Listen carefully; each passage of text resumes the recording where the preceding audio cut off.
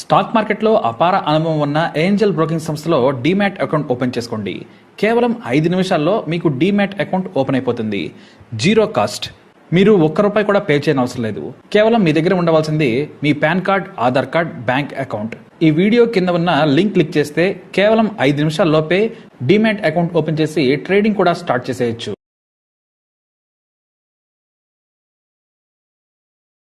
హల్దీరామ్స్ ఈ పేరు ఇప్పుడు 80 దేశాల్లో పాపులర్. కేఎఫ్సి, మెక్డొనాల్డ్లను మించిపోయిన దేశీ స్నాక్ దుమ్ము రేపుతోంది. ఇక మన దేశంలో కూడా హల్దీరామ్స్ అంటే తెలియని వారు లేరు. ఏ మూలకు వెళ్ళినా కూడా, చిన్న గ్రామానికి వెళ్ళినా సరే హల్దీరామ్స్ ప్యాకెట్లు కామన్గా దొరుకుతాయి. అయితే ఎక్కడో కుగ్రామంలో పుట్టిన హల్దీరామ్స్ ప్రపంచవ్యాప్తంగా పాపులర్ కావడం వెనుక ఎంతో చరిత్ర ఉంది. 3 పైసలకు కిలో బుర్జీ అమ్మే స్థాయి నుంచి దాదాపు 10,000 కోట్ల సామ్రాజ్యాన్ని నిర్మించింది హల్దీరామ్స్. కంపెనీ పుట్టుక వెనుక పెద్ద చరిత్రే ఉంది. 1929లో బైకనీర్లో వీధి కొట్లకు చాలా పేరుండేది. అలానే భగవాన్ దాస్ అనే యువకుడు కూడా తన తల్లి తయారు చేసే రుచికరమైన స్వీట్స్ అమ్మేవారు. ఆ సమయంలోనే తండ్రికి సాయం చేసేందుకు గంగా బిషన్ అగర్వాల్ కూడా యుక్త వయసులో ఉన్నప్పుడు సాయంగా వచ్చేవాడు. ఇతన్నే ముద్దుగా హల్దీరామ్ అని కూడా పిలిచేవారు కుటుంబ సభ్యులు. ఇక బైకనీర్ వీధిలో ఎవరైనా సరే అమ్మేది భుజియానే. అది కూడా శనగపిండితో చేసిన భుజియానే అమ్మేవారు. దీంతో హల్దీరామ్కు చిరాకు వచ్చింది. అందరూ అమ్మే భుజియా అమ్మితే వ్యాపారం ఏం నడుస్తుంది? ఈ వీధిలో 100 షాపులున్నాయి, అందరూ భుజియానే అమ్ముతున్నారు, కానీ మన భుజియాలో కొత్తదనం ఏముందన్నాడు. దీంతో తండ్రి కొడుకుపై చిరాకు పడ్డాడు.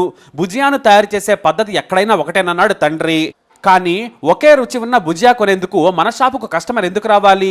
ఎక్కడా దొరకనిది మన దగ్గర దొరికితేనే వస్తారన్నాడు కొడుకు. మరి ఎలా అనడంతో అప్పుడే హల్దీరామ్ ఒక ప్రయోగం చేశాడు. శనగపిండితో కాకుండా మోత్పిండితో చేస్తే ఎలా ఉంటుందోనని ప్రయోగం చేయాలనుకున్నాడు. వెంటనే తన తల్లిని, నానమ్మను కూర్చోబెట్టి రకరకాలుగా తయారు చేయించాడు. చివరకు తన నానమ్మ ఇచ్చిన చిట్కాతో అద్భుతమైన భుజియా తయారైంది. దాన్నే షాపులో పెట్టాడు. దానికి హల్దీరామ్ భుజియా అని పేరు పెట్టాడు. మొదట కాస్త డల్గానే వ్యాపారం సాగిన 6 నెలల్లో హల్దీరామ్ భుజియాకు అద్భుతమైన గుర్తింపు వచ్చింది. అంతేకాదు, మిగతా భుజియా కంటే ఎక్కువ ధర పెట్టినా కూడా కొనడం మొదలుపెట్టారు. దీంతో మిగతా వారు కూడా దాని తయారీ పద్ధతిని కాపీ కొట్టేందుకు ప్రయత్నించినా కూడా హల్దీరామ్ భుజియాని ఎవ్వరూ కొట్టలేకపోయారు. దీంతో మెల్లిగా వ్యాపారం ఊపందుకుంది. ఆ తర్వాత మరో జనరేషన్కు వ్యాపారం మళ్ళింది. 1943లో అహ్మదాబాద్లో ఓ బ్రాంచ్ను ఏర్పాటు చేశారు. అయితే స్వాతంత్ర ఉద్యమం ఉధృతం కావడంతో వీధి కొట్లాటలు, బ్రిటిష్ వారి దాడుల వల్ల ఆ షాపును మూసేశారు. అయినా కూడా వెనుకడుగు వేయలేదు హల్దీరామ్స్. ఆ తర్వాత వ్యాపారం మూల్చంద్ అగర్వాల్, మధుసూదన్ అగర్వాల్, శివకిషన్ అగర్వాల్, రతన్ అగర్వాల్, మనోహర్ అగర్వాల్ అనే సోదరుల చేతికొచ్చింది. అప్పటికీ హల్దీరామ్స్ మామూలుగానే ఉంది.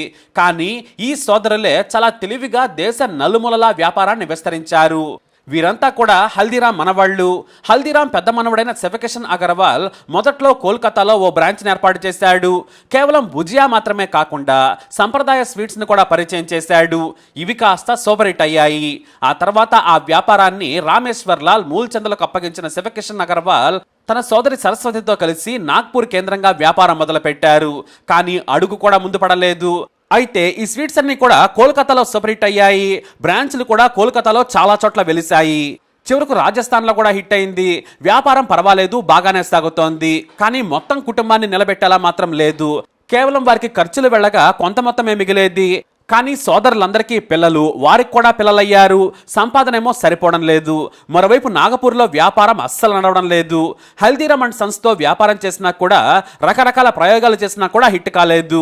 దీంతో ఇక లాభం లేదని ప్రతిరోజు శివకిషన్ అగర్వాల్ రోజు నాగ్పూర్ మొత్తం తిరిగేవారు. ఏ షాపులో ఏం తింటున్నారు, నాగ్పూర్ వాసులకే కాదు అసలు మహారాష్ట్ర వారికి ఏం కావాలో చూశారాయన.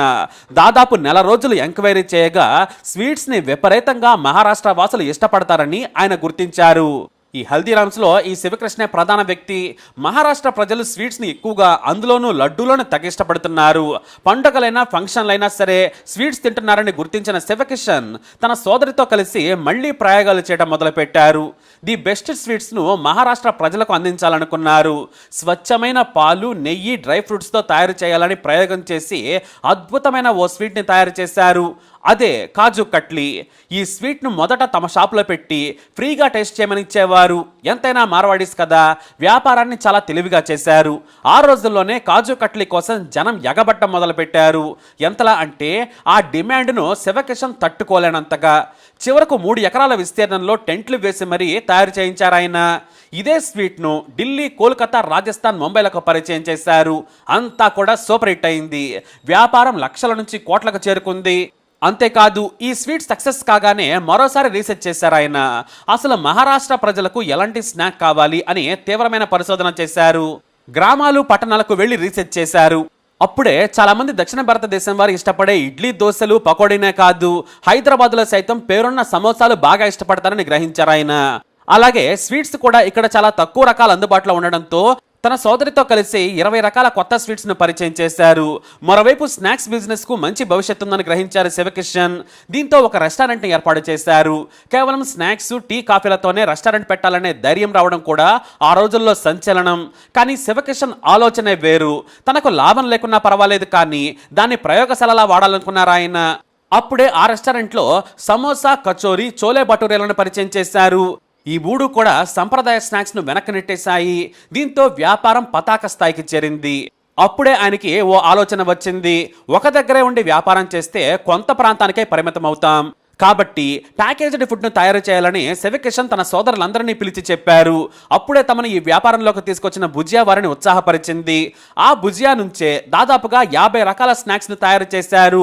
అవే భుజియా, ఆలూ భుజియా, బేల్పూరి, సేవ్ పూరి, పీనట్స్, మసాలా పీనట్స్, ఇలా ప్రతి రాష్ట్రాన్ని దృష్టిలో పెట్టుకుని వాటిని తయారు చేశారు. అంతే, వ్యాపారం దేశ నలుమూలలా విస్తరించింది. మొదట 1 రూపాయితో కొన్ని 50 పైసలతో మొదలుపెట్టిన హల్దీరామ్ స్నాక్స్ ఇప్పుడు దేశం మొత్తం విస్తరించాయి. వ్యాపారం కూడా 400% పెరిగింది. కోట్లకు చేరింది వ్యాపారం.